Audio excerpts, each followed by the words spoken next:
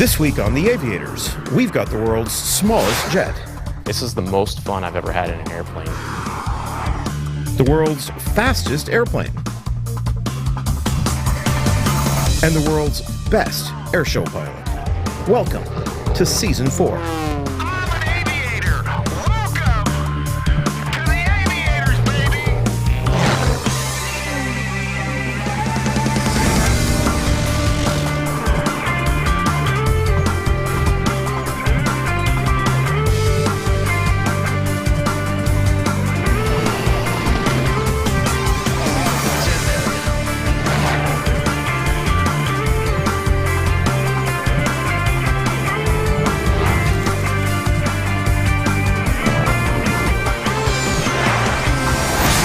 Aviators.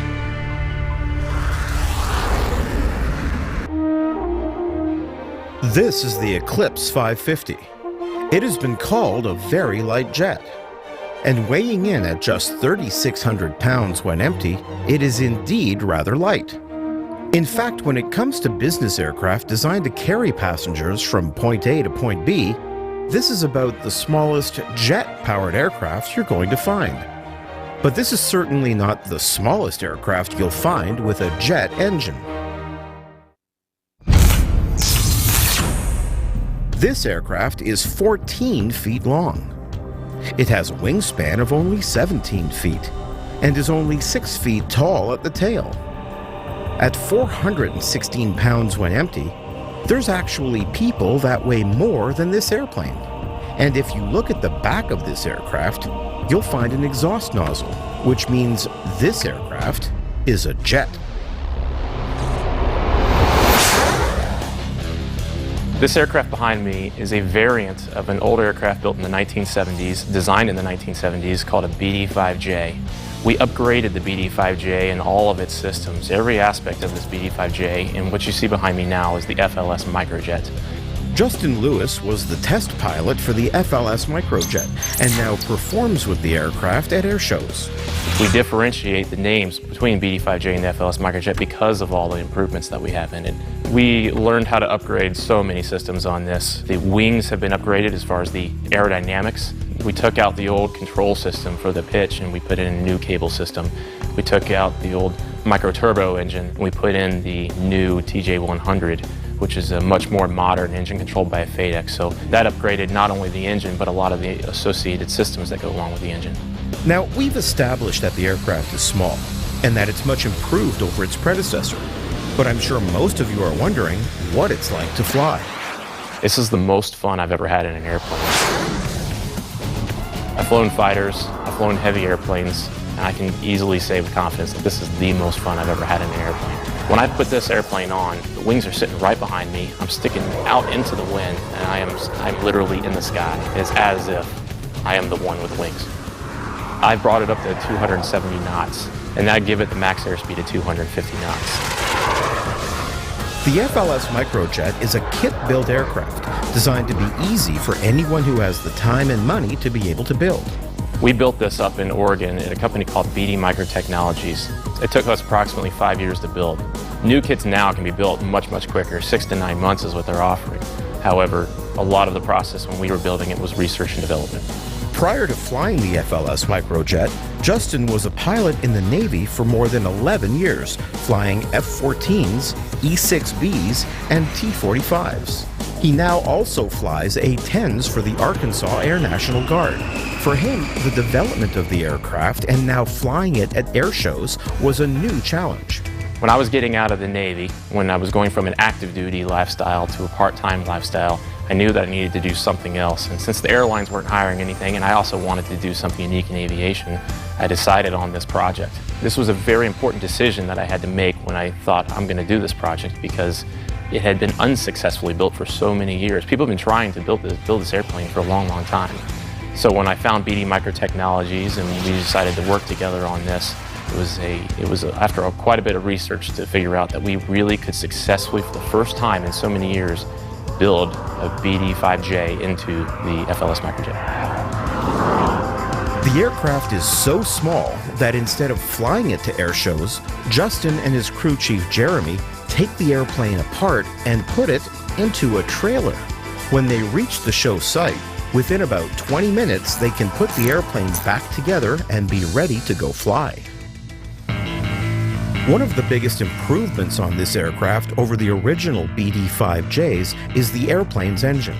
The compact PBS TJ100 is the same engine you may have seen on Bob Carlton's Super Saito sailplane, or the very similar Subsonics prototype aircraft. Now, unlike the turbofan engine on the Eclipse, this engine is a pure jet engine. Yeah, a pure jet engine doesn't have any kind of a bypass on it. When I say bypass, I mean jet engines these days have, it looks like basically a propeller in the front. So the jet engine is the device that actually turns the propeller in the front and pushes the bypass air around the jet engine and pulls the aircraft through the air. This aircraft doesn't have anything like that. Every bit of the air that goes into the intake of this engine comes out as jet exhaust. Because of the aircraft's low weight and the pure jet engine, even at idle power, there's enough thrust to propel the aircraft forward. To compensate, the aircraft has a thrust attenuator. So much like a 737 does, I'm able to attenuate my thrust with a clamshell door in the back that I can operate from the cockpit.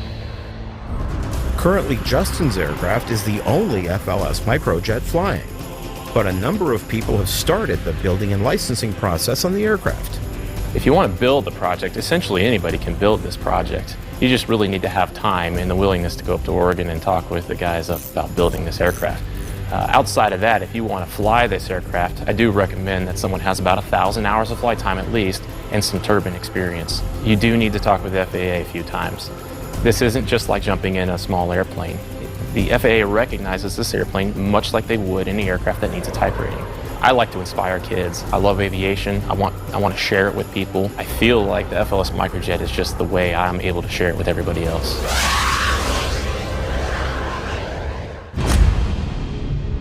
We're here at the Pima Air and Space Museum in Tucson, Arizona, home to an extensive collection of aircraft from all around the globe.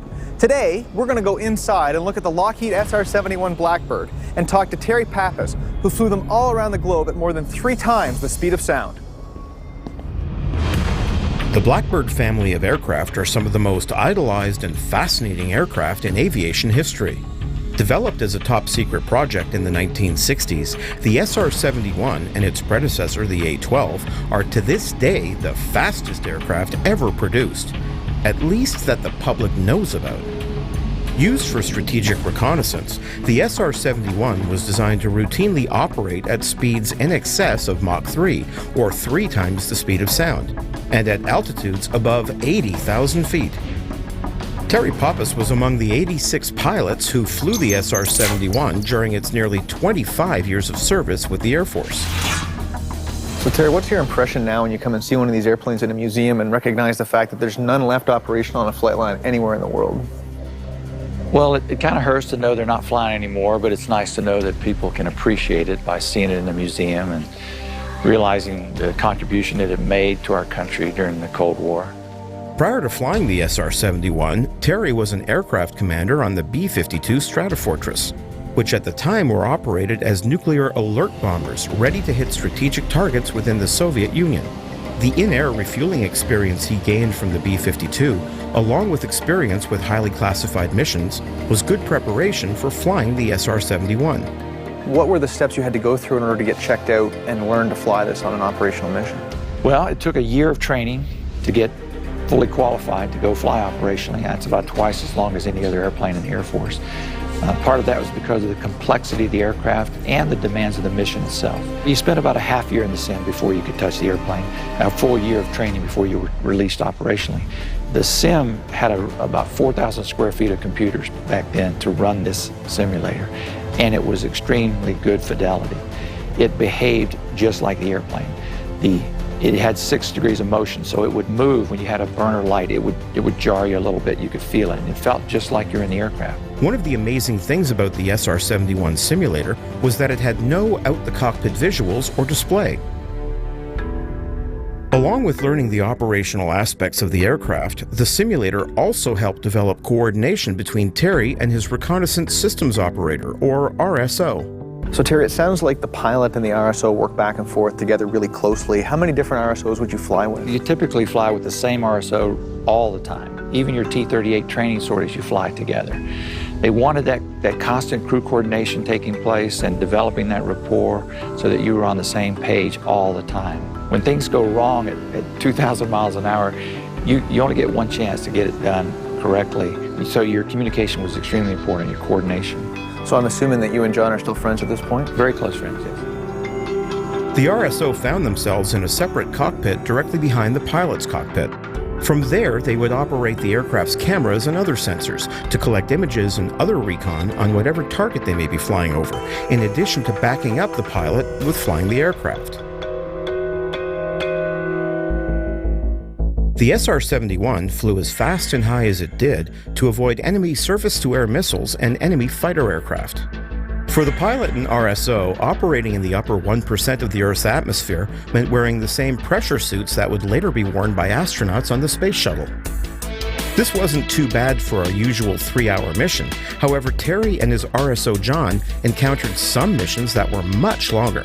So they talk about theoretically today that fighters have an infinite range because you can just tanker as often as you want to stay up there. How long could you physically fly this airplane and how long did you get to? Well, you have the physiological limitations of the people operating the aircraft. Your adrenaline is pumping during this 3-hour mission a lot, so you're really very tired at the end of a 3-hour mission. John and I had a mission of extreme duration in 1987, that Persian Gulf mission, 11.2-hour mission. I was in this pressure suit for 13 hours. I had an incident 9.5 hours into the flight where my vision became blurred.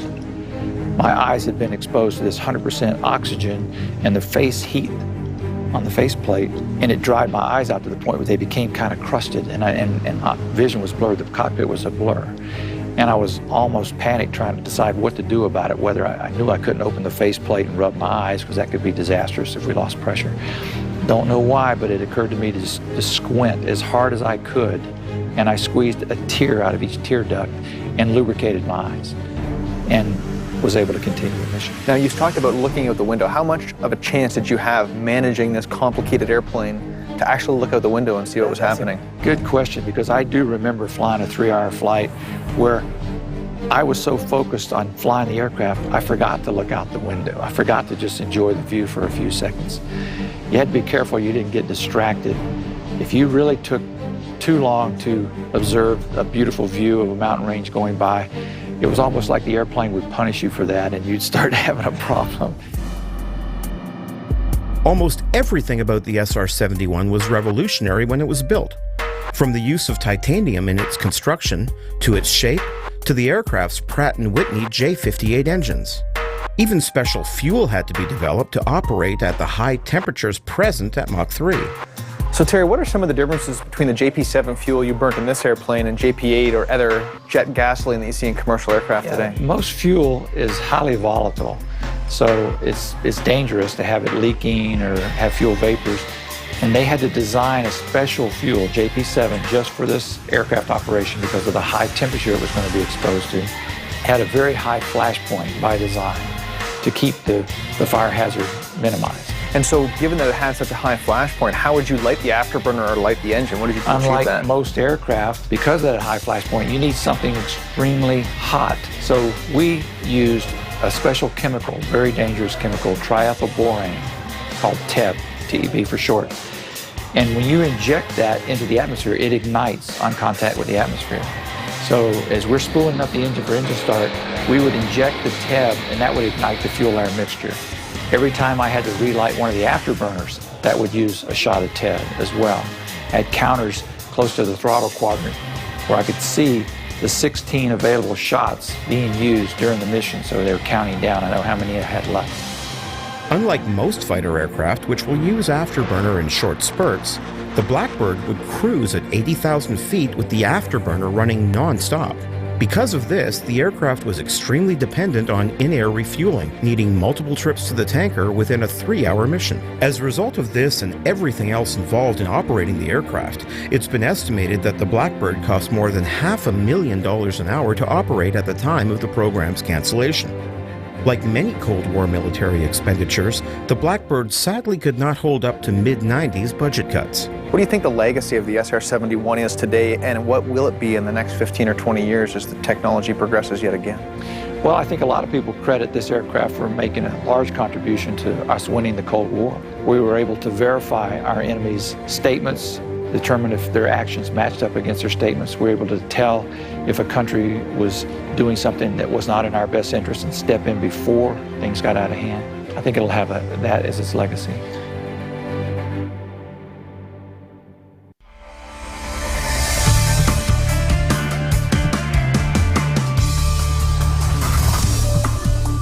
Hi, I'm Rob Ryder. There are 4 forces that act on an airplane in flight. Lift, which is opposed by weight, and thrust from the engine or propeller, which is opposed by drag. When you're flying straight and level, thrust and drag are equal, and lift and weight are equal. If you want to climb or descend, you use the throttle and control yoke to change the amount of thrust and lift.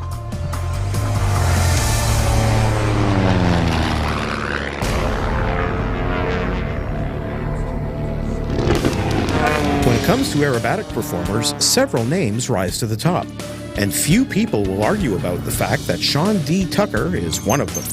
For more than 35 years, Sean has flown at air shows all over the world, having won many of the industry's top honors, including the International Council of Air Shows Sword of Excellence and the Art Scholl Memorial Showmanship Award. Sean and his Oracle Challenger 3 biplane are often the headlining act at air shows, drawing thousands of people just to see them.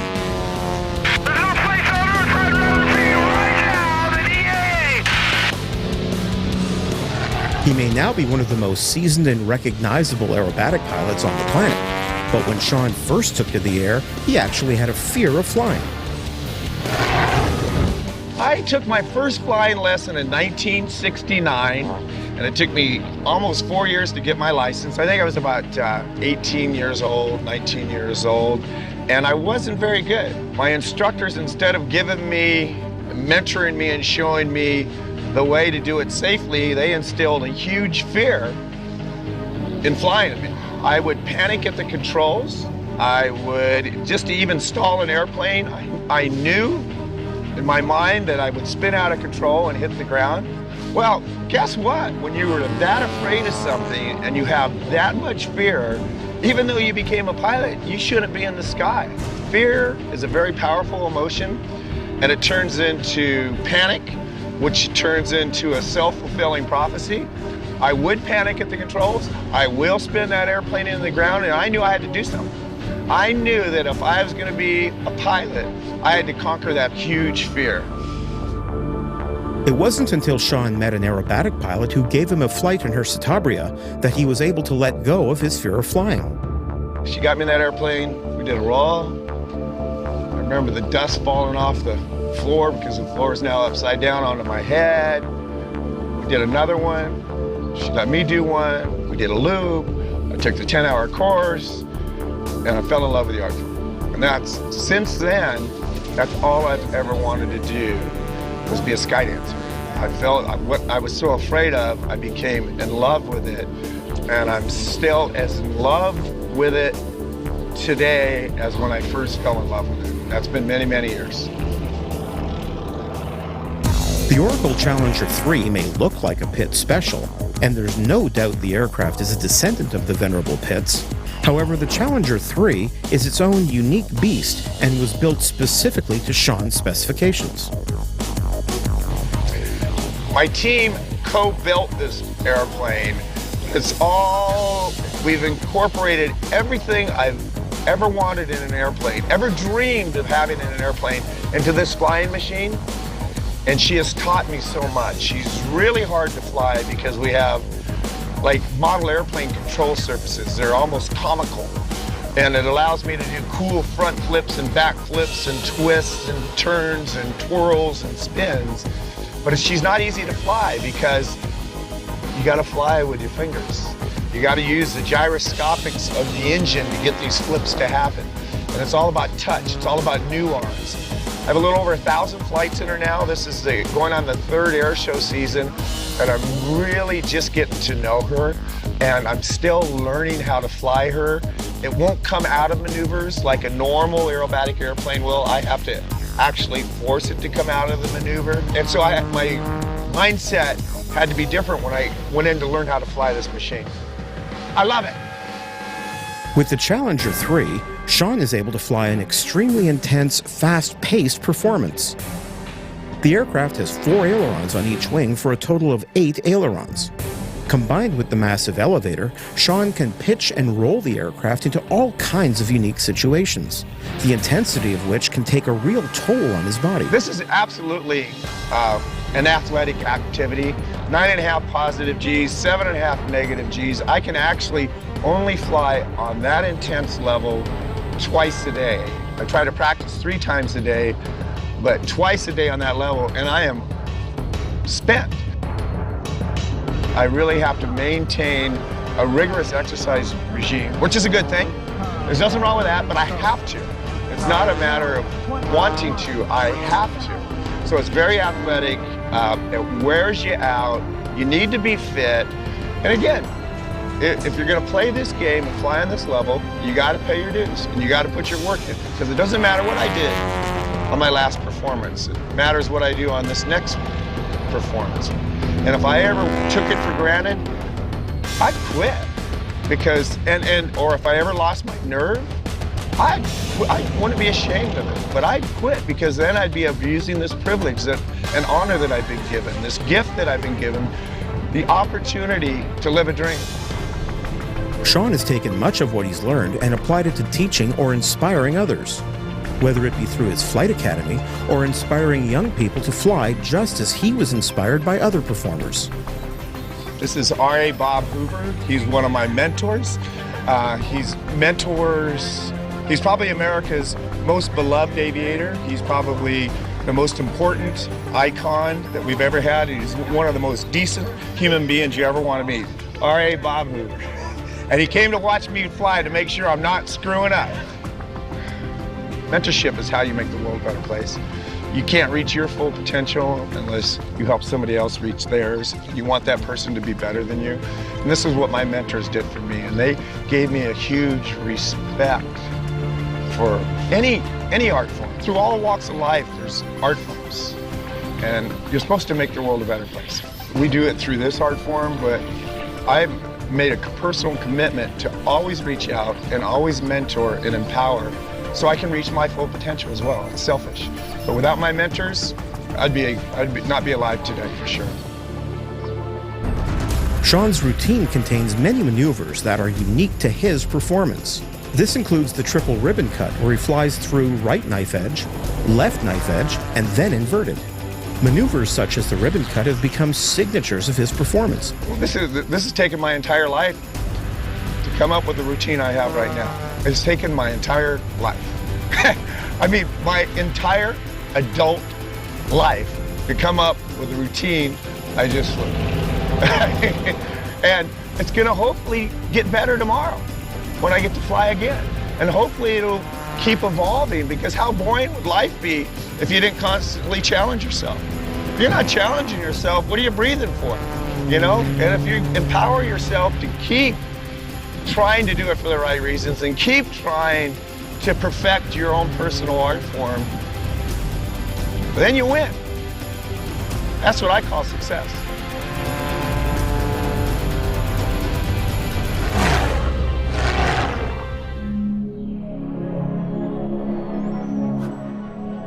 Seasons 1 to 4 of The Aviators are now available on DVD and Blu-ray.